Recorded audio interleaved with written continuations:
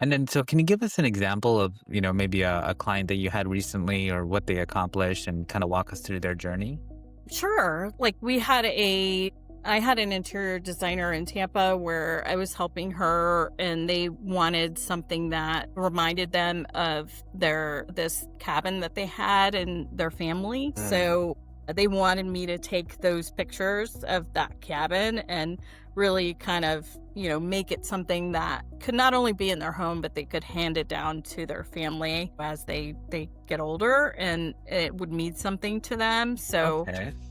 a lot of conversation around, what does that place mean to you? Because I need to understand the feeling behind it too, Yeah. believe it or not, because I want Right. to, while I'm painting, understand what happened there. If it's more of a memorial to a loved one and they didn't really spend time there, or is it was a very active place and they all spent time there, Sure. and what did they do there? And sometimes I try to incorporate, like if the family loved to play chess, then in the window of said cabin I might put a little chessboard, right? So it's stuff like that you want to incorporate so that it's not just a painting of that cabin with the surroundings and what season they liked best even. Sure. It's important to know the context. I was smiling there earlier because I'm a enthusiast chess player, Oh, not are not you? very good, but I enjoy it.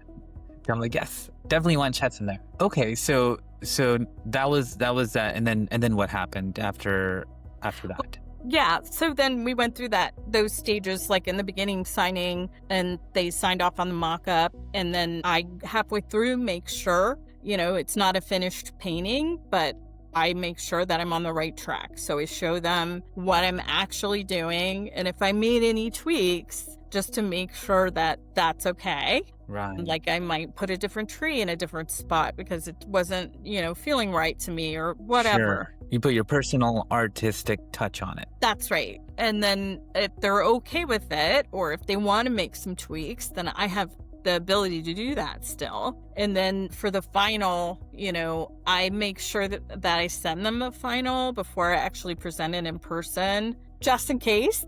Yeah. Yeah, and you're doing this in Procreate, right? Well, no, just the mock-ups in Procreate. Oh, the Like, mock and then the yeah, real I'm thing is actually what? hand painting the rest on canvas, I oil see. and or Okay, got it. acrylic on canvas. And then I send them a picture of the final, and then I have to varnish it after that, which takes a little bit of time. So, from start of the conversation to the end, I think the quickest it could be is maybe a month. Okay. That's if Wow. everything goes smoothly and there's no issues, because I need dry time in there. Yeah. Oils have to have at least 3 to 5 days of dry time in between the layers. Wow, this is quite a It's process. Yeah, no, it's definitely a commitment, but it's beautiful. I mean, you'll have something that lights your heart up and really makes you feel at home in your own space, right? That's So if really cool. Do you they have an image of this? We can put it up on the screen.